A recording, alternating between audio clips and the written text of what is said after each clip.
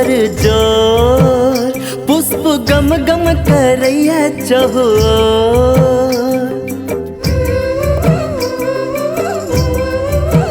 हवा है पूर्वा पवन बर जोर, पुष्प गम गम करैया चहोर। सातों बहनी के संग भैरव भैया भैया भैया। औथिन मैया है ते अंगनाई जोर, औथिन मैया है ते अंगनाई जोर। बहे पूर्वा पवन बर जोर।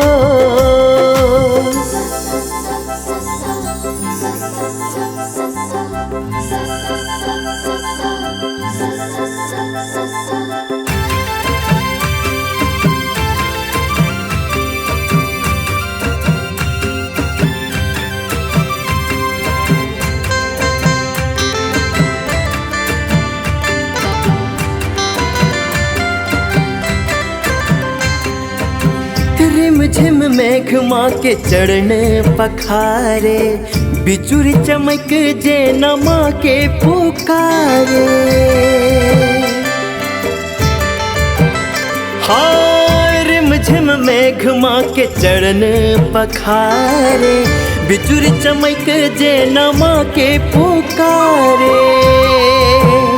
छै सोहनगर कतेक आए भोर, सब भक्ति के भाव सो विभोर। सातों बहनी के संग भैरव भैया भैया भैया। औथिन मैया है ते अंगनाई जोर, औथिन मैया है ते अंगनाई जोर। बहे पूर्वा पवन बर जोर।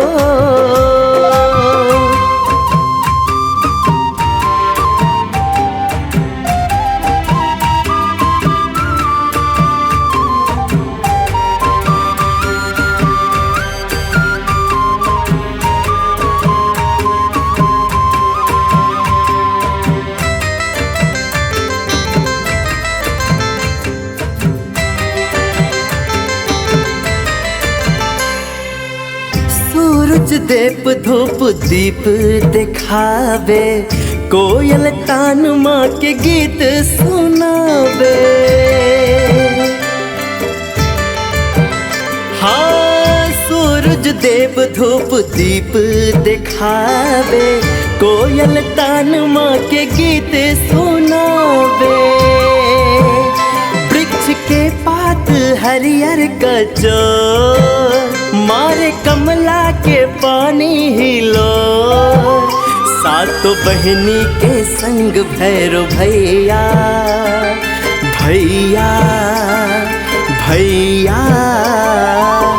औथिन मैया है ते अंगनाई जोर, औथिन मैया है ते अंगनाई जोर। बहे पूर्वा पवन बर जोर।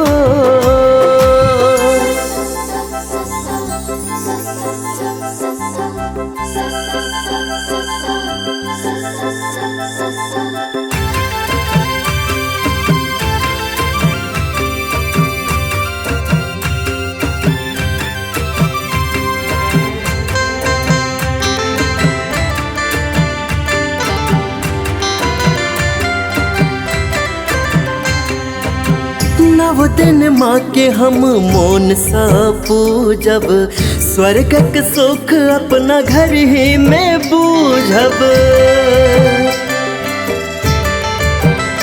हाँ नव दिन माँ के हम मोन सा पूजब, स्वर्गक सुख अपना घर ही में बूझब। ऐछ शब्द कन्हैया के ठोर, ताही पर स्वर प्रकाशक बेजोर।